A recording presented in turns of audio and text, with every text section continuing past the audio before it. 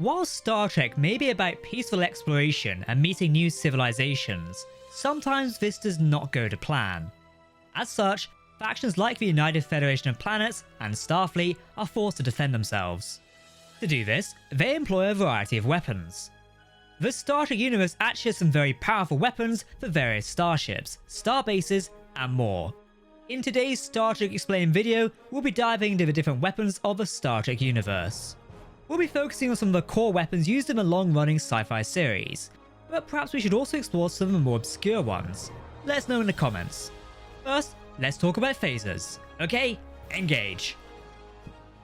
Phasers were the latest and most advanced form of directed energy weapon developed by the Federation, becoming standard issue across Starfleet during the mid-23rd century.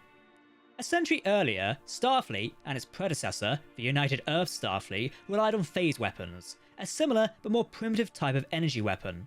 Phase weapons, more properly known as phase-modulated energy weapons, were directed energy particle weapons equipped with phase modulators to control the blast shield, allowing them to be used with precision that older weapons of similar power were incapable of. By the mid-23rd century, phase weapons have been replaced by simpler but more powerful laser weapons, which were considered more reliable, and these, in turn, were replaced by phasers, which combined elements of laser and phase weaponry to create a precise yet exceptionally powerful directed energy weapon. Like the older phase weapons, phasers were specifically directed energy particle weapons, firing beams of high energy nadion particles that could wear down shields or inflict enormous physical damage on targets. Phasers fired continuous beams of particles, whose yield and diameter were adjustable for maximum precision. Following the introduction of phaser technology in the mid-23rd century, it soon replaced the older, less powerful weaponry Starfleet had been using up until that point, and it remained in use for centuries to come. Typically, phasers work by channeling energized plasma to an emitter, which generated nadions from plasma and fired them as a beam of particles. Nadions were a unique, artificial form of particle capable of disrupting nuclear forces and liberating enormous amounts of energy, at least particularly in the form of heat. Phasers bombarded targets with constant streams of these particles, resulting in a wide range of generally destructive effects. These streams resembled pulsing laser beams, and they could have different colours depending on their power setting. Federation-made phasers usually fired beams of some shade of orange or red, though blue and green phaser beams have been observed.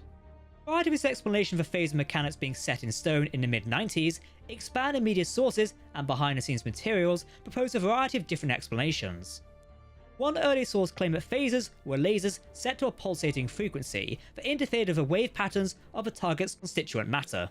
During the early years of the Next Generation, sourcebooks and dialogue in some episodes established that phasers fired beams of electromagnetic energy generated from high-energy plasma. The current explanation of phasers as particle weapons entered use during the Next Generation's 7th season, and it's remained largely consistent ever since. Depending on the power setting, phasers could stun, burn, kill, or completely vaporize humanoid targets. At higher power settings, they could vaporize solid rock and blast through Starship-grade hull plating, while at lower settings, they could heat rocks for warmth or even clean carbon scoring or graffiti off of bulkheads. Starship-grade phasers could be used to overload and disable shields.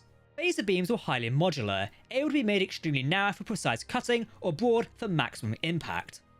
Phasers could also be configured to fire proximity blasts, concentrated bolts of nadion particles that would explode after a short period and affect everything within a certain radius, as well as multiple beams of specialized pulses. This incredible versatility was a large part of why Starfleet relied on phasers so extensively. A phaser was essentially a bunch of different weapons and non-combat tools bundled into one simple device. An endless adaptable Swiss Army knife, good for everything from cleaning to mass destruction. What more would you want? Most importantly for Starfleet, phasers could be used to incapacitate targets in a variety of ways, instead of killing them. And they had many non-combat uses as well, in keeping with Starfleet's principles of seeking peaceful solutions over conflict wherever possible. Despite their incredible power and versatility, phasers also had limitations. A few substances, such as tauranium or neurotranium alloys, were resistant to phaser fire, and both shields and other energy-dispersing fields or armor had a degree of phaser resistance as well, though they could often be overwhelmed by sustained fire. Certain forms of radiation, such as hyperonic radiation, could also render phasers inoperable. Many non-Federation cultures also had phaser technology, sometimes based on slightly different principles. Ferengi phasers, for instance, were plasma-based, and their exact mechanics are still unknown. Most phasers seem to have worked similarly to Starfleet's. However, the main difference between them and their Starfleet equivalents were aesthetic. Starfleet used many different types of phaser, which were standardized and classified by size and firepower. The ones available in the mid-24th century ranged from a Type 1 phaser, which was a small handheld device that could fit in your pocket, to the Type 8 phaser, which was a Starship-mounted weapon, and likely even larger models. Starfleet phaser types 1 through 3 were small arms, standard issue for Starfleet personnel. Type 1 phasers were tiny devices that looked more like a car key fob than a weapon, designed to be easily concealable and convenient to carry. Type 2 phasers, or phaser pistols, were larger but still easy to hold and use in one hand. Their appearance changed over the years, but their basic functionality did not. These weapons were common sidearms for Starfleet officers.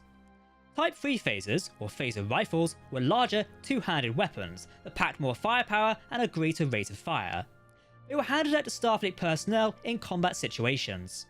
There were also the compression phaser rifle, a larger, bulkier, and even more powerful phaser rifle, which expanded media sources and production sketches referred to as a Type 4 phaser. All of these weapons operate accordingly to the same 16 setting power adjustment system. Type 1 phasers only had the lower 8 power settings, while Type 2s and Type 3s had all 16.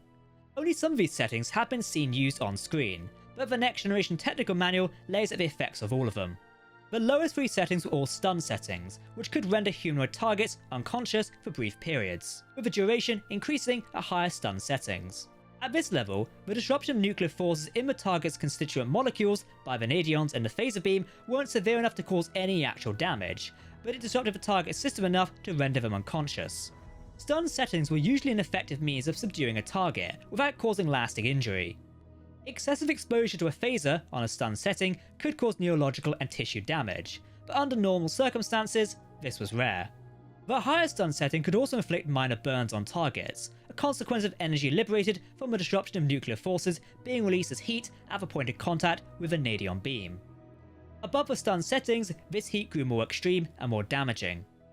Settings 4 and 5 inflicted burns, and sometimes neurological damage on humanoid targets, but it didn't kill them. They could also significantly heat up non-organic targets, such as metal bulkheads. Above setting 5, the disruption of nuclear forces by the phaser beam would become severe enough to kill, although not through heat damage. At the higher levels, the effects of the disruption were spread out more across the target's surface, creating greater damage across a larger part of the target's organic body. Settings 6 and 7 could kill an organic target and burn through inorganic objects, while setting 8 and above, a humanoid target would be vaporized on hit, as the phaser beam's disruption of nuclear forces grew so intense that it broke molecular bonds throughout a target object. At setting 8 and above, the effect on a humanoid target was the same, but the effect on inanimate objects still differed, with each higher setting coming with more destructive force. Above setting 11, even ultra-dense metal alloys would be vaporized if fire was maintained for a brief period. Above setting 13, matter protected by shields would begin to heat slightly on impact, while at setting 16, the maximum setting for handheld phasers, shielded matter would suffer stretch fractures. At this highest level, a phaser shot could blast tunnels large enough for a humanoid to cool down deep into a solid rock. That was the stun setting. This is not.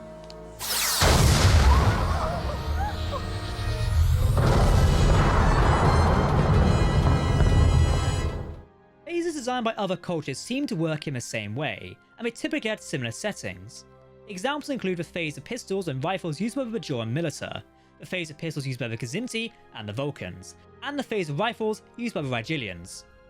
Ferengi phaser pistols, despite being based on different technology and firing forced plasma beams instead of nadion beams, had the same scale effects. Let's talk about Starship phasers. As they were essentially the same weapon but larger, Starfleet's Starship-mounted phasers were fitted into the same classification scale as handheld phasers. While some sources designate the compression phaser rifle as a Type 4 phaser, the Type 4 designation was also used for small ship-mounted phasers installed on shuttlecraft. While this could just be a continuity issue, it's also possible that these were indeed the same type of weapon, and that the highest power ranges for Starfleet's small arms overlap with the lowest power ranges for shipboard weaponry. The only ship-mounted phaser type mentioned directly in any Star Trek series is the Type 8 phaser, which was powerful enough to be high on the scale but small enough to be carried by fighters.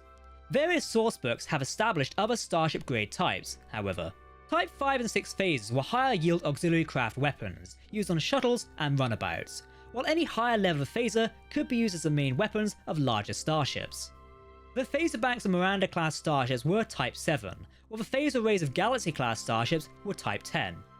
Type 10 phasers, and above, were also suited for planetary defense, and Type 11 phasers were mainly used in planet-based phaser batteries and space stations. However, starships could still sometimes carry even higher yield phasers, with the Defiant, Prometheus, and Sovereign class all bearing Type 12s. Like handheld phasers, Starship-mounted phasers had adjustable power settings, though their maximum yield was likely much higher than that of small arms. Starship phasers even had a stun setting, which could be used to stun all living things within a fairly broad range, allowing starships to conduct crowd control through very low-powered orbital bombardment. Of course, Starship phasers were more commonly used on settings that could overload shields and burn sizable holes throughout enemy starships. The phase emitters on starships could be configured in several ways. With the trajectory of phaser beams could be precisely adjusted with standard phaser emitters, phasers could also be mounted in turrets for a wider field of fire. On starships, phasers are more commonly mounted in phaser banks, which could contain multiple phasers that could draw on the same power supply and fire at once. In the 23rd century, phaser banks usually only mounted one phaser, but by the mid-24th century, phaser emitters were more commonly arranged in long strips called phaser arrays. These arrays function as a single weapon with dozens of hundreds of different emitters, greatly increasing the weapon's firing arc and allowing for extremely precise targeting. Instead, especially powerful phasers were installed as phase cannons, which were single mounted and often fixed in a single direction. Most Starfleet phasers were essentially the same weapon at different scales, but there were a few exceptions to this rule. The Defiant class, USS Defiant, for instance, was armed with 4 Type 12 pulse phaser cannons, which contained vanadium particles and energy emissions of a typical phaser beam within a much smaller magnetic field, causing them to agitate to a higher energy state and become concentrated. These packets of phaser energy were then fired as bolts, which the Defiant could fire off in rapid succession. These phaser bolts had a shorter range than conventional phaser beams, but they were much more powerful. Okay, and let's talk about Photon Torpedoes. Before we do continue, if you're enjoying Trek Central and want to help support the channel, consider joining our Patreon. Your support helps us create more Star Trek news, reviews, interviews, and coverage for fans around the world. As a thank you, anyone who joins at the Lieutenant tier or above will receive an exclusive Trek Central enamel pin, shipped directly to you. Plus, you'll get access to behind the scenes updates, community perks, and help shape the future of Trek Central. You can find the link in the description below. Thanks for supporting independent Star Trek content. And now, let's talk about those torpedoes. By the 24th century, Photon torpedoes were ubiquitous, used by virtually all the major Alpha Quadrant factions to supplement their phaser or disruptor banks. Torpedoes were generally used when heavier firepower or added range was needed, or when phasers or disruptors would otherwise not suffice. The basic concept of a photon torpedo had been around for centuries by this point, but photon torpedo technology specifically was actually much newer than you might think.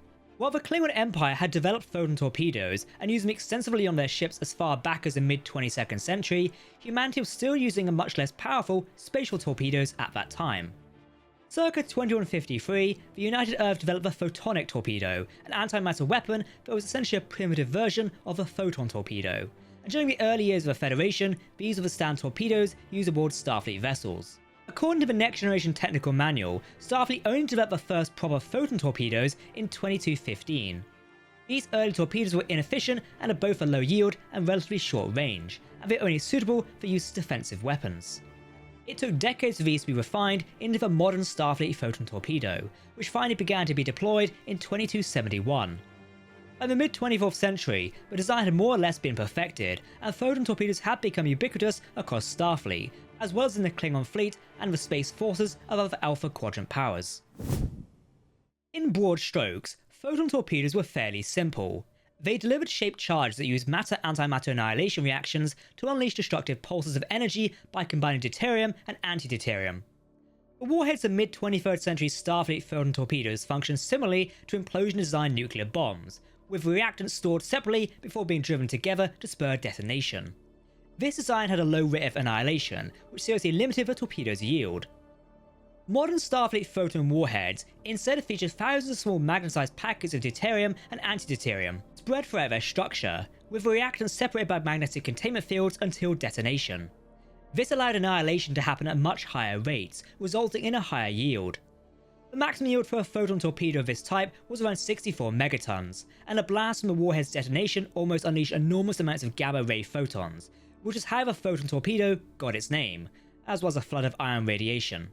One of the advantages of photon torpedoes, however, was that they were variable yield weapons, and most of the time, the photon torpedoes fired by Starfleet ships were with a much lower yield. Starfleet photon torpedoes had at least 16 preset power levels, which could easily be adjusted to alter the warhead's yield. On the lowest setting, photon torpedoes were little more than expensive fireworks, while other low power settings could be used for precision strikes, such as to disable specific subsystems on a starship with minimal collateral damage. Mid-level yield photon torpedoes could be used to cripple or destroy starships, while photon torpedoes at maximum yield were capable of inflicting extraordinary damage, able to obliterate a starship or destroy a city. The exact power of photon torpedoes is inconsistent across various Starship sources. Generally, yields are measured in isotons by Starfleet, but the term isoton has never been precisely defined, so those measurements tell us very little. According to the Deep Space Nine technical manual, the standard Starfleet photon torpedo, in use during the Dominion War, was a Mark 25 torpedo. This had a maximum yield of 18.5 isotons, and the theoretical maximum yield for a modern Starfleet photon torpedo was 25 isotons. However, the USS Voyager's photon torpedoes were said to have a maximum yield of 200 isotons, and the Voyager was also armed with highly specialized, high-yield photon torpedoes, which were even more powerful. Of course, there's more to a torpedo than just a warhead. Apart from the warhead itself, Starfleet photon torpedoes consist of low-yield strength shield generators, a guidance system, and a propulsion system, encased in a smooth, elliptical shell made of terrenium. The outer shell and shield generator protected the torpedo until it reached its target, and the latter allowed photon torpedoes to burrow into stars or planetary crusts under certain conditions. According to the Next Generation technical manual, photon torpedoes were propelled by built-in warp sustainer engines. These engines primarily consist of coils that resonate with sequential field induction coils in the torpedo tube, which the torpedo was being launched from, and this accelerated the torpedo to high speeds. Torpedoes also contained small matter-antimatter fuel cells for added propulsion.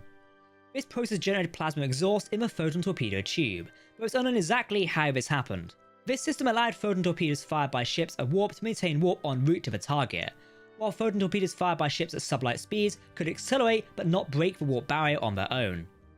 The velocity of a photon torpedo was also adjustable, and when fired at relatively close ranges, photon torpedoes would often be fired at remarkably slow speeds. This was to give the reactants in the warhead time to react before impact. Much like with the yield, the range of a Starfleet photon torpedo is inconsistent.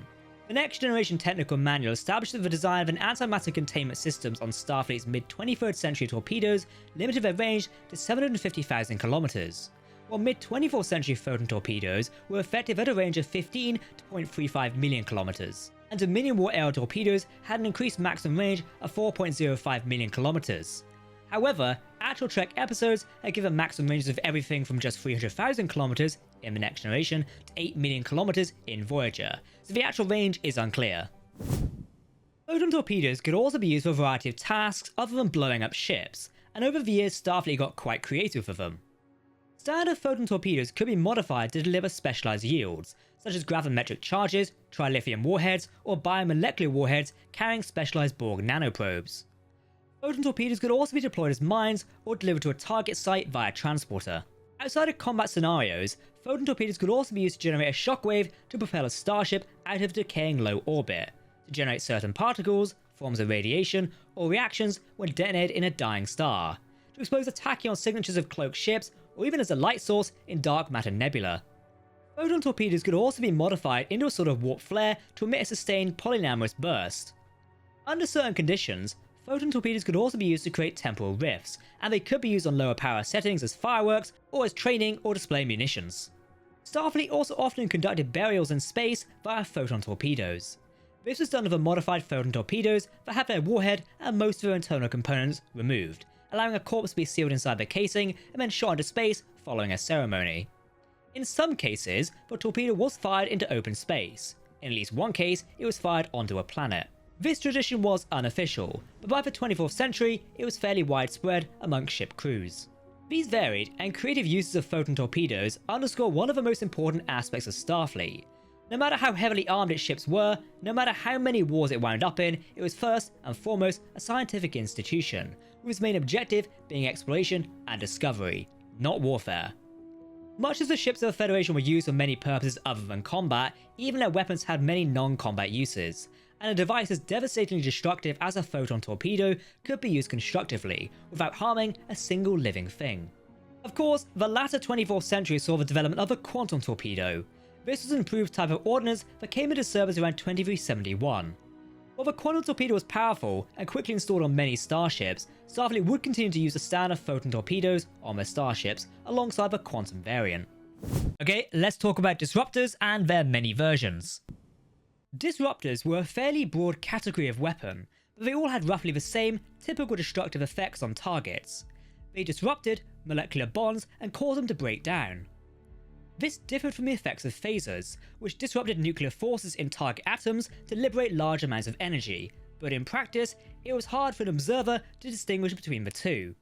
Both vaporized targets on high enough settings, killed cleanly on lower settings, and could stun on the lower settings, and it was just how they did this that was different. Different forms of disruptor achieved this effect in different ways, but they were all considerably different than how phasers accomplished it, which was by bombarding targets with streams of exotic nadion particles. Most of the time, disruptors were based on some form of plasma, which was agitated in some manner and then fired as a beam of particles that disrupted whatever they hit. Romulan disruptors accomplished this with antimatter plasma, specifically antiprotons, and left behind residual antiprotons once fired. To contrast, Klingon disruptors left behind residual hadrons and ions, suggesting their disruptors were based on those. While most Delta Quadrant disruptors were photon based, and sonar disruptors were based on an unspecified kind of plasma. Klingon and Cardassian disruptors are sometimes described as phase disruptors, suggesting they incorporate elements of phaser technology. Despite their differences, Romulan, Klingon, and Breen disruptors were all classified as Type 3 disruptors by the Federation. Exactly what this designation means is unknown. All of these different conventional disruptors had many traits in common with Starfleet phasers, apart from the obvious. Most had adjustable yields and beam diameters, allowing them to use for precision cutting, stunning targets, or disintegrating targets. Their destructive power seems to have been similar, or they had similar limitations, as they could be rendered inoperable by certain kinds of radiation. Disruptors ordinarily fired particle beams, but they could also fire pulses and possibly also proximity blasts. While most disruptors worked in very similar ways and were indistinguishable to the untrained observer, others were more exotic. These included the rare Varion T disruptor, a particularly vicious weapon that slowly and painfully vaporized targets from the inside out, as well as the Sonic disruptor, which stunned, killed, or disintegrated targets with concentrated bursts of sound rather than particle beams. During a war with a species of photonic lifeforms, the Loricim of the Delta Quadrant developed photonic disruptors, which specifically targeted holograms, generating disruption fields that decompiled a hologram's target matrix or leaving everything else around it unaffected. All of these disruptor types were rarely seen. By the 29th century, Starfleet had developed an especially powerful kind of disruptor known as a subatomic disruptor, which presumably worked on a subatomic level to disintegrate targets more efficiently. It was apparently much more powerful than phasers or conventional disruptors, and was able to completely drain the USS Voyager's shields with a single hit, and it was used on Starfleet timeships. It was apparently rare, however, as 32nd century Federation vessels used some form of phaser instead. Like phasers, disruptors could come as small arms and ship-mounted weapons, both operating on the same technology. Handheld disruptors were generally categorized as disruptor pistols or disruptor rifles, with rifles usually being larger, more powerful, and faster firing. The yield of disruptor rifles, especially, was quite high, with the Cardassian phaser disruptor rifle having a power capacity of 4.7 megajoules. Unlike Starfleet phasers, which had 16 precisely adjustable settings, most disruptor small arms only had a few settings. For example, most disruptor pistols only had two modes: stun, which stunned the target, and kill, which vaporized the target. Some disruptors, notably including Romulan disruptors, didn't have a stun setting at all, though the disruptor rifles had multiple kill settings, with the lower settings rupturing the target's organs but not disintegrating them. Disruptor rifles often had more complicated settings, but not always. Cardassian phase disruptor rifles, for instance, only had the standard stun and kill settings. The plasma disruptor rifles carried by the Jem'Hadar had an additional burst setting on top of the standard stun and disintegrate settings, which killed their enemies slowly by inflicting lethal wounds and lacing them with anti-cooligans, causing the victim to bleed out if the shot failed to kill them. The most common kinds of these weapons differed primarily in aesthetics, with the Klingons, Romulans, Cardassians, and others all having their own distinctive disruptor styles. The beams fired by these weapons were often different colours. While Romulan disruptor small arms and many ship-based disruptors typically fired green or blue disruptor beams, for instance, Cardassian phase disruptors typically fired yellow or purple beams, while solar disruptors fired yellow beams.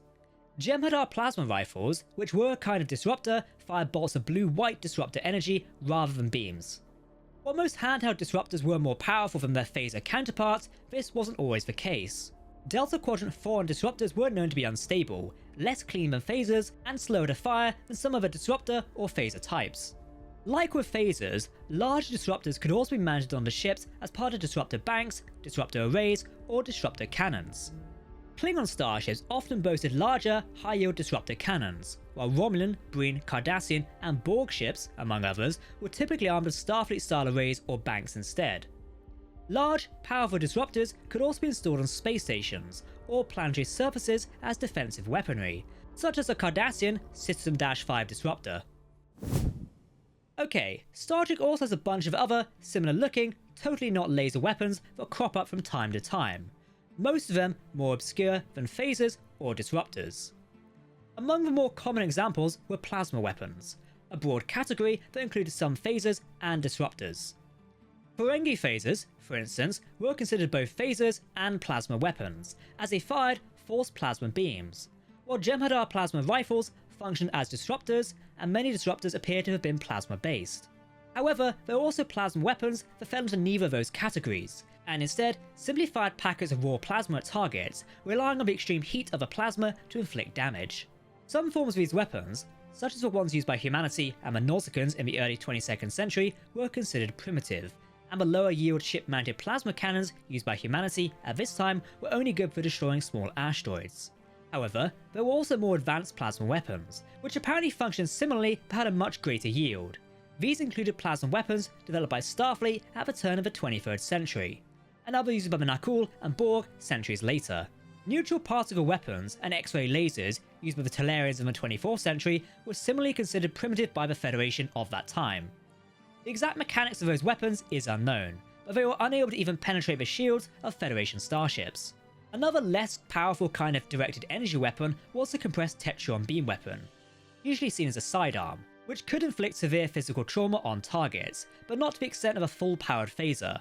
Sometimes, these weapons were used because of their rarity and unique composition, which meant they weren't detected by conventional weapon scanners, allowing them to be smuggled more easily than phasers. Lastly, we have the phased Polaron beam weapon, an exotic and particularly powerful kind of directed energy weapon used by the Dominion. These were apparently mostly Starship-mounted weapons, as Dominion small arms have been identified as plasma-based disruptors instead. During the early stages of the Dominion Cold War, they were especially devastating. The exact mechanics of phased Polaron beams are unknown, though judging by the name, they are likely fire beams of Polaron particles, which had disruptive effects similar to those of phasers and disruptors. These beams were blue-white in colour, and when the Federation first encountered the Dominion, they had a unique property. They could penetrate most forms of deflector shields, allowing them to tear into enemy starships as if they were completely unshielded. Armed with such weapons, just a few Jem'Hadar fighters were all it took to destroy a Galaxy-class starship, putting the Dominion's enemies at a significant strategic disadvantage. Fortunately, for the peoples of the Alpha Quadrant and the Beta Quadrant, phased Polaron beams could only penetrate some shields, and the Federation were able to develop upgrades for its deflector shields that allowed them to stand up to phased Polaron weapons. This meant that, during the Dominion War, phased Polaron weapons effectively became just another directed energy weapon, just little different from phasers or disruptors, though were still generally more powerful than either. So that's an overview of some of the major weapons for the Star Trek universe. Of course, we could dive into some of the niche weapons, like the phaser lance seen in the Next Generation's All Good Things, or the Species 8472 bioship planet-killing weapons. But perhaps we'll save those for another video. Let us know what you think in the comments below. Like always, if you want to keep up to date on the latest Star Trek news, lore, and more, then make sure to hit that subscribe button to never miss a video from the team here at Trek Central. You can also follow us on social media or join our community Discord server. A big thank you to everyone who has supported us on Patreon. Your support allows us to continue making these Galaxy-class videos. For now, I've been Captain Jack, thanks for watching, and we'll see you next time. Live long and prosper, my friends. Goodbye.